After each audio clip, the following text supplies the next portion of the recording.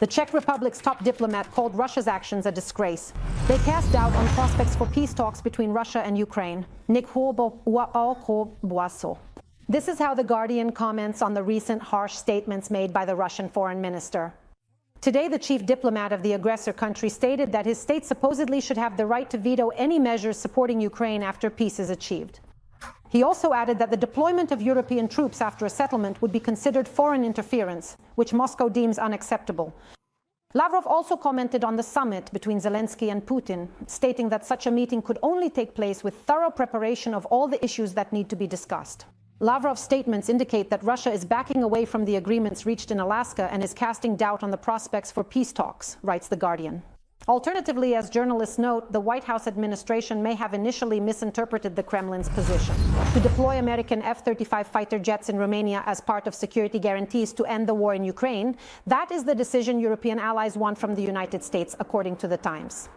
Meanwhile, Politico reports on a U.S. plan to play a minimal role in any security guarantees for Ukraine. A Pentagon representative informed a small group of allies about this. This happened during a meeting chaired by General Dan Kane, the chairman of the Joint Chiefs of Staff. At that time, the defense ministers of the United Kingdom, France, Germany, and Finland asked the Americans to disclose what troops and air forces Washington would provide to Ukraine to uphold a peace agreement with Russia, to which the U.S. Deputy Secretary of Defense for Policy stated that the United States wishes to play a minimal role. This meeting, Politico writes, raised concerns among Europeans that Donald Trump would rely on Europe to ensure long-term peace in Ukraine. Earlier, the U.S. Vice President also announced similar plans. J.D. Vance emphasized that European countries should take on the main financial commitments in a future agreement on security guarantees for Ukraine. A high-profile arrest in the Nord Stream sabotage case. In Italy, a Ukrainian has been arrested on suspicion of coordinating attacks on the gas pipeline. His full name has not been disclosed. He is only referred to as Serhii K. The arrest was carried out at the request of the German prosecutor's office on the Adriatic coast of Italy.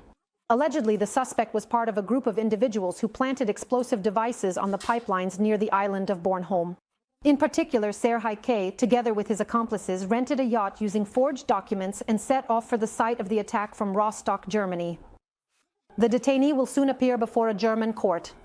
The sabotage of the Nord Stream pipeline occurred in September 2022. The gas pipeline threads were destroyed at a depth of 80 meters in the Baltic Sea. No one has claimed responsibility for the attack. Sweden and Denmark ended their investigations last year. Germany is continuing its investigation. In Kiev, officials deny any involvement in sabotage of the Russian gas pipeline to Europe.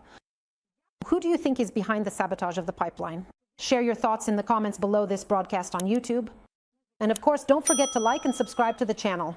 Meanwhile, I will continue with the TSN broadcast.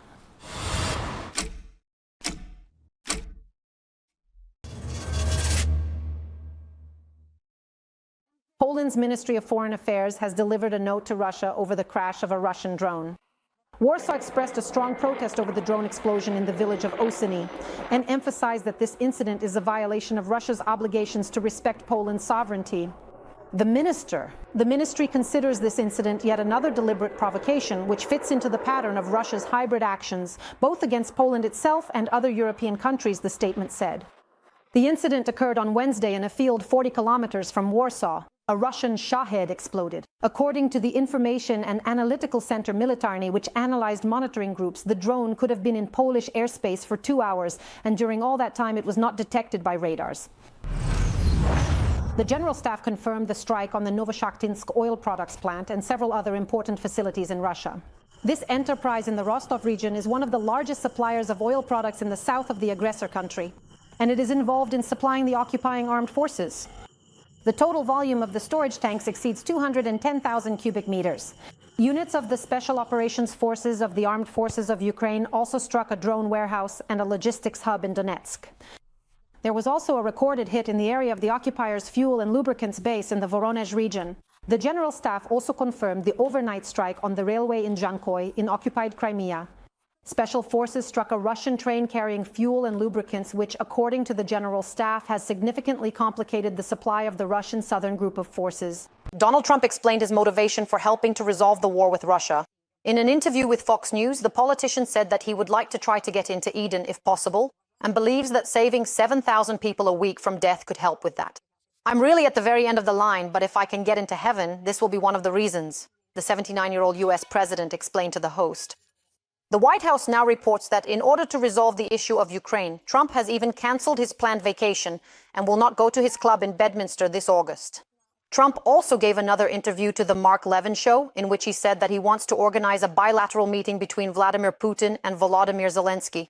The politician noted that he wants to see what results this dialogue could lead to, that Putin and Zelensky should try to resolve their differences together, and that he is ready to intervene only if necessary. The White House also assures that the Kremlin leader has allegedly agreed to such a meeting. In addition, Trump once again accused former President Obama of giving up Crimea to Russia and compared the size of the peninsula to the state of Texas. Journalists later refuted this. Texas is 26 times larger than Crimea. And today, military leaders of NATO countries will gather to discuss further steps regarding the situation in Ukraine. This was reported by Reuters.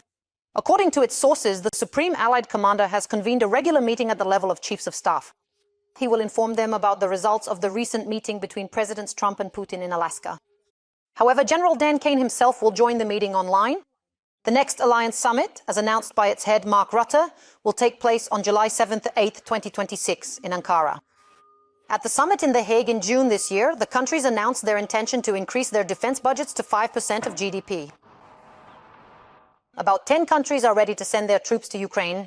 Their officials have spoken about this on condition of anonymity to the American publication Bloomberg. This concerns a plan that envisions the participation of British and French military personnel as part of multinational forces. And they are to be stationed in Ukraine as part of a possible peace agreement, but not on the front lines. According to the President of the European Council, Antonio Costa, the terms of the guarantees could be agreed upon as early as this week. The White House previously stated that U.S. President Donald Trump supported the creation of a package of guarantees for Ukraine. Although American troops will not be sent to Ukraine, Washington is ready to assist with coordination and provide other security means, including intelligence and possibly air defense systems. For its part, Russia has rejected the idea of deploying NATO troops on Ukrainian territory and continues to demand concessions from Kyiv regarding the eastern regions. They remain outsiders. A huge diplomatic scandal has erupted in Poland because their country was not invited to the meeting with Trump and other European leaders in Washington. According to the Western press, sources in the administration of the local president unofficially reported that the newly appointed Karol Nawrocki was planning to go to the States, but on the day of the summit he stayed home, and Polish commentators believe this happened because the Americans simply did not invite the politician. In Nawrocki's circle and in the Polish government, which is currently in opposition to the country's leader, they began blaming each other, asking how it happened that one of Ukraine's key allies and such an influential European state did not participate in an event so important for the region's security. They are calling this a failure of Polish interests. Moreover, Nawrocki's party has always boasted about its connections with Donald Trump's circle, but even that did not help him get a seat at the negotiating table in the White House. Nawrocki's team began to make excuses. Supposedly, the politician made it a priority to prepare for a personal meeting with the U.S. leader, which is scheduled for September 3rd. First and foremost, Russia must cease fire, otherwise it should expect sanctions. European Council President Antonio Costa called a ceasefire the main priority for the European Union.